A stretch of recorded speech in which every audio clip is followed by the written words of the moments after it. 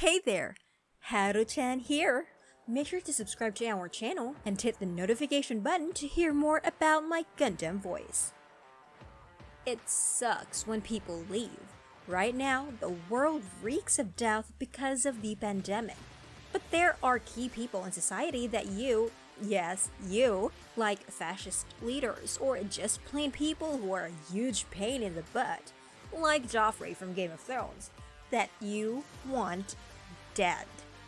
Here, we give you 10 Gundam characters you love to hate. Number 10, Lockon Stratos. Hey, calm down. Hold your horses. Is everybody calm? Okay, your boy had it coming. In Celestial Being, he was a ruthless long-range technician, the one who did the dirty work, especially when it was least expected. What is crappy here is the creative's lackluster replacement. A twin brother? Are you kidding me? A twin brother. After all the outrage of his death, a twin brother. Actually, the new Lockon Stratos is actually nicer than him. Why would you replace a charismatic and flawed character with a character that looks the same but with zero charisma? This is like the Spider-Man meme, but worse. At number 9, the Blue Gouf Guy in 8th MS Team. This guy was ruthless in MS Team. In fact, in the whole series, he felt more of the final villain than the final villain in the last episode. Jeez. Imagine Shiro Amada, the best human pilot in the Gundam Universal Century, drawing in every card on his sleeve. Shiro even tore his Gundam's arm at one point. This guy was truly a pain in the butt. Also, he was the most intense individual in the series. More than Aina in zombie mode, seeing Shiro defeating him felt like the rest of the battle is won. His name is Norris Packard, and he is annoyingly intense. At number 8, La Creuset. I don't despise La Creuset at all. He was mysterious, and he did not show any vile characteristics at all. He was a fair militant leader that pursued to fight along with his comrades for peace. A cunning duelist against Kira Yamato and Atheron Zala. If anything, he is one good competitor, not an enemy. I appreciate her doubting Flay when Flay became a part of their crew at Zaft after being held as hostage. But just between us two, I think they should have shot her. Let's talk about Flay later. This will be a fun episode. At number 7 and 6, Char Aznable and Amuro Ray. Yep, it's a tie. They deserved it. Their bitter rivalry is as intense as Shawn Michaels and Bret Hart, or Professor Rex and Magneto. Superman and Lex Luthor? God and Satan? I mean, can you name a better feud in Gundam lore? No one. No one can top Char and Amuro's intense hatred for each other. Their last hurrah, Char's counterattack, ending in a draw, was just a perfect ending. But what if they were the colorful asteroids in Your Name and they landed in that rural area in Japan? It would be cool. At number 5, Treize Khusherenada. Okay, he's a bit far off because he died honorably in the hands of his friend Wu Fei in a personal duel. He led OZ in the final battle of Gundam Wing. Like a knight, Treize died honorably and with pride. He reminds me of Joaquin Phoenix and Gladiator. His colors, the flamboyance, and how noble and classy a villain he is.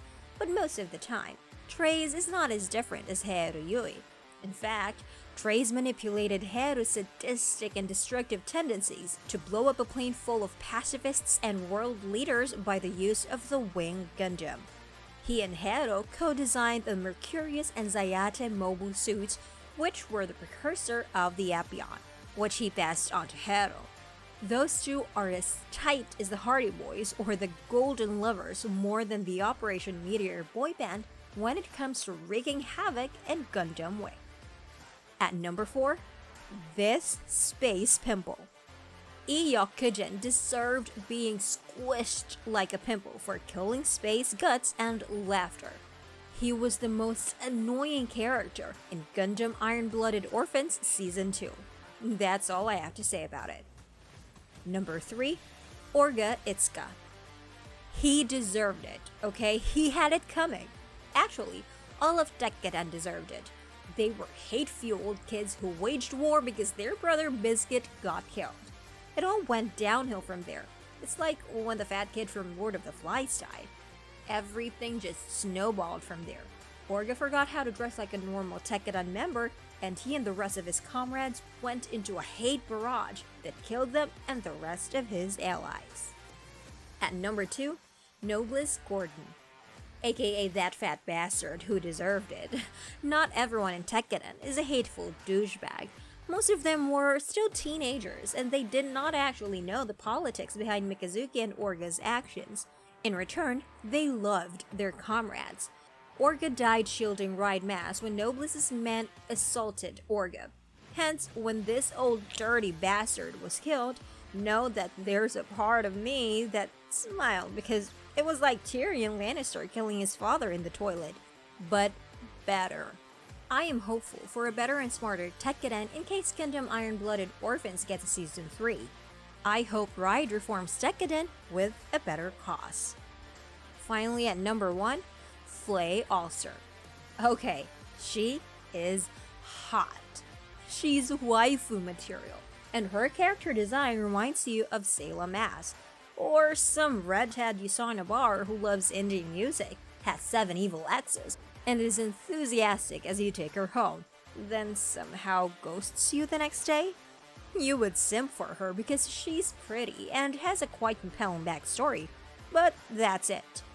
She's like Daenerys Targaryen, or Tila Tequila, or Griffith.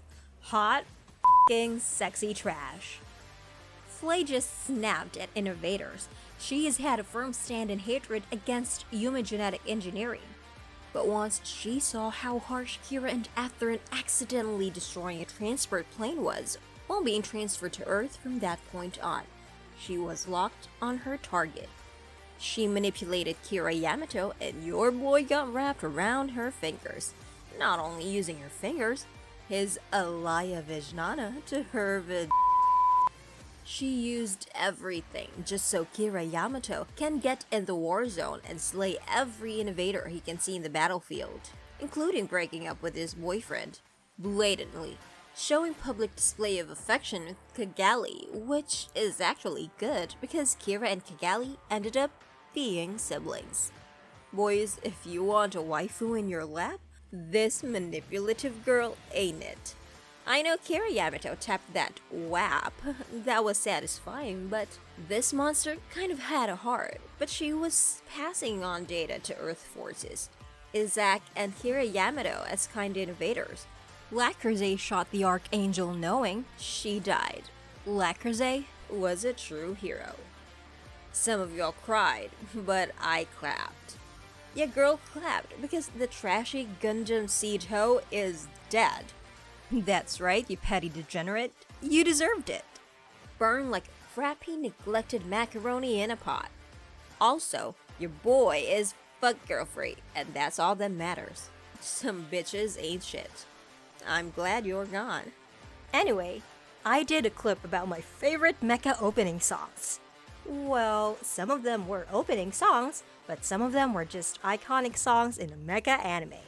If you like that so much, maybe I can give you a list of my favorite Gundam opening songs as well.